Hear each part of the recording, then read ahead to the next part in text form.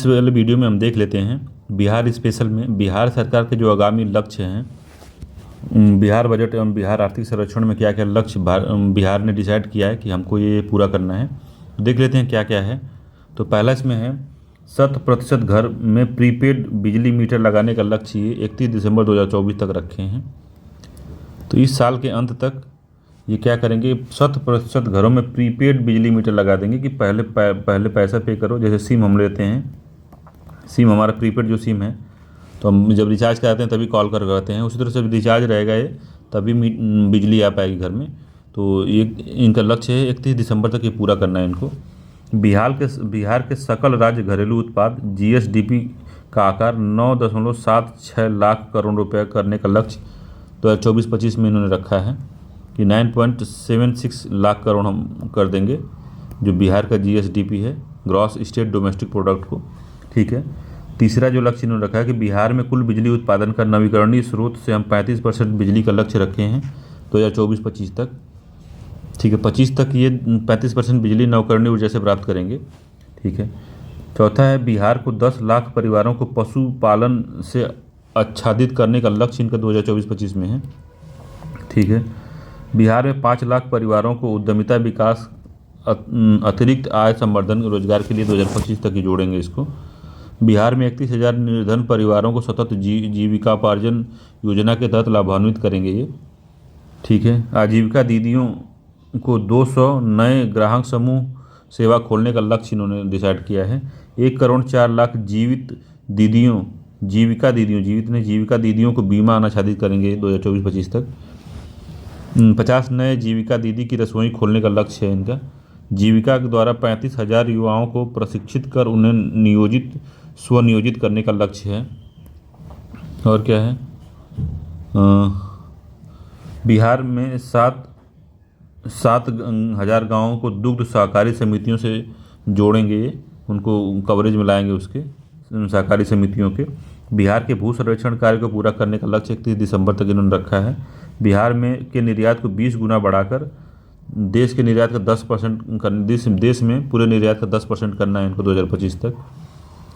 आत्मनिर्भर बिहार के 7 निश्चय में से 7 निश्चय 2 के 7 लक्ष्य को प्राप्त करने की समय सीमा 2025 रखी है इन्होंने। टीबी को पूरी तरह से खत्म करने का लक्ष्य इन्होंने 2025 में रखा है। औरंगाबाद, टिहरी एवं सासाराम शहरों के लिए पेयजल आपूर्ति का लक्ष्य इन्होंने 2027 रखा है।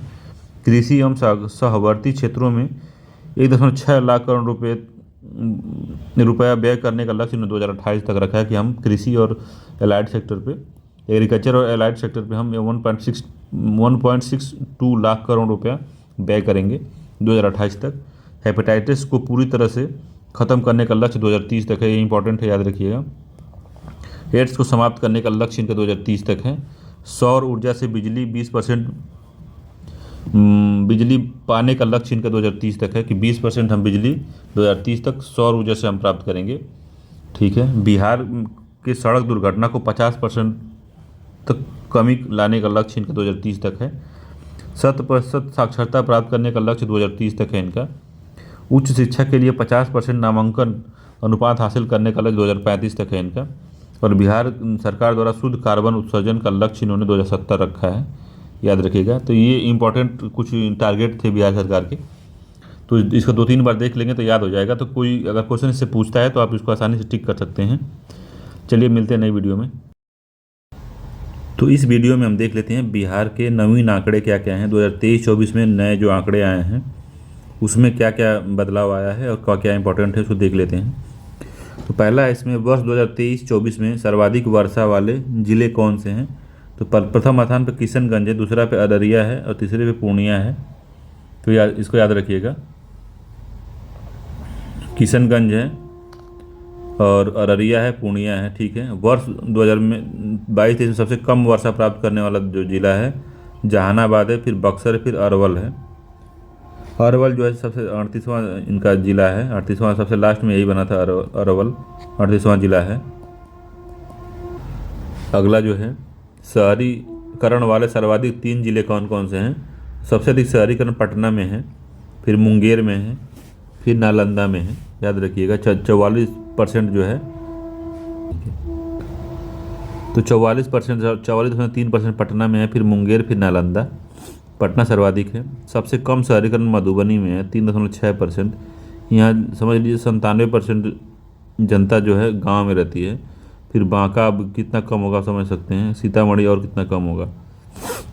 ठीक है, प्रति व्यक्ति आय सर्वाधिक कितनी है? पटना में है सर्वाधिक प्रति व्यक्ति आय, 1,14,514 रुपया है, याद रखिएगा। अब 1,14,541 रुपये से नीचे ही सारी आय होंगी, याद रखिएगा ये। तो सर्वाधिक पर कैपिटा इनकम, मतलब ये क्वेश्चन इंपॉर्टेंट है क्योंकि पूछ रहा है, पीवाईक्यू में हमने देखा है कि इसको पूछता है। तो पटना जो है सर्वाधिक पर कैपिटा इनकम है उसमें, तो 1,14,541 रुपये पर व्यक्ति वहाँ कमाता है। उसके बाद बेगूसराय है, फिर मुंगेर है। तो याद रखिएगा सबसे कम प्रति व्यक्ति आय 2021-22 में कौन रहा है? तो शिवहर रहा है 18,980 रुपया, बेहद गरीबी है, एक साल में एक व्यक्ति कमाता है। अररिया है, सीतामढ़ी है। तो ये सबसे गरीब जिलों में लोग आते हैं। नेशनल हाईवे की सर्वाधिक लंबाई वाले 3 जिले कौन से हैं? सितंबर 2023 के आंकड़े हैं इसमें। तो पटना सबसे अधिक है, 501 किलोमीटर का है, फिर मधुबनी है, फिर मुजफ्फरपुर है। पटना सर्वाधिक है। सबसे कम लंबाई वाले 3 जिले कितना है? तो शिवहर में 22 किलोमीटर है, फिर शेखपुरा है, फिर लखीसराय है। ठीक है। स्टेट हाईवे की सर्वाधिक लंबाई 3 जिले, तो गया में सर्वाधिक स्टेट हाईवे हैं, 2010 किलोमीटर का हाईवे है, फिर दरभंगा में, रोहतास में है। सबसे कम जिले वाले स्टेट हाईवे जो है सबसे कम किस में? तो शिवहर में है 12 किलोमीटर, खगड़िया है, फिर बक्सर और लखीसराय है। सर्वाधिक बिजली की खपत करने वाला जिला जो है पटना है, फिर गया है, फिर मुजफ्फरपुर है। तो इस तरह के जिले दिए गए हैं। तो ये पूछता है पर कैपिटा बिजली खपत कहाँ ज़्यादा है, पर कैपिटा जो इनकम सबसे अधिक कहाँ है, सबसे कम कहाँ है, सब पूछता है। तो उसको याद रखिएगा। पूछा है पीवाईक्यू, अपने अगर मैं अपना वीडियो डाला हूँ पीवाईक्यू का अपने चैनल पे, अगर अर्थव्यवस्था की आप वीडियो देखेंगे या बिहार स्पेशल की वीडियो देखेंगे तो उसमें पता चलेगा आपको कि कितना इसमें दिक्कत है। अभी कितना क्वेश्चन इस तरह का पूछता है, इसमें कौन आ गया, किसमें पर कैपिटा इनकम बिजली कितना खर्च है, पर कैपिटा रोड कितना है, पर कैपिटा इनकम कितनी, सब पूछता है इंडिविजुअली। तो सर्वाधिक बिजली खपत वाला पटना था, फिर गया है, फिर मुजफ्फरपुर है। सबसे कम बिजली शिवहर में, अरवल में, शेखापुरा में। चावल उत्पादन में सिर्फ 3 जिले कौन कौन से हैं? चावल उत्पादन में सबसे अधिक उत्पादन रोहतास में हो रहा है। चावल का सबसे शीर्ष उत्पादक जिला रोहतास है, फिर औरंगाबाद है, फिर कैमूर है। सबसे कम उत्पादक चावल के उत्पादकता में 3 शीर्ष जिले कौन से हैं?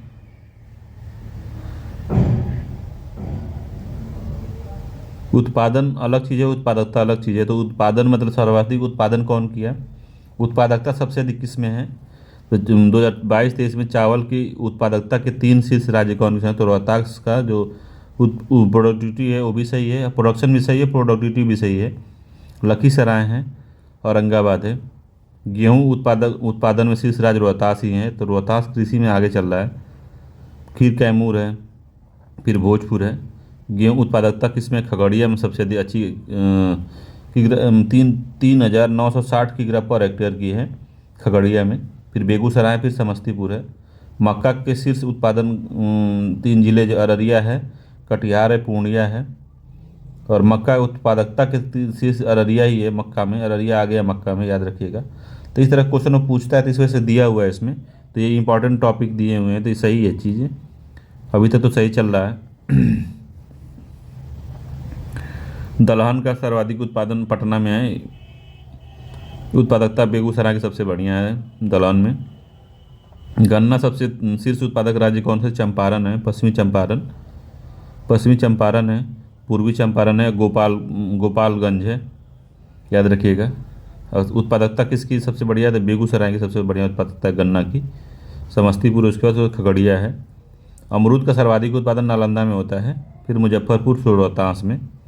आम का सर्वाधिक उत्पादन कहाँ होता है? दरभंगा में होता है, पूर्वी चंपारण में, फिर वैशाली में।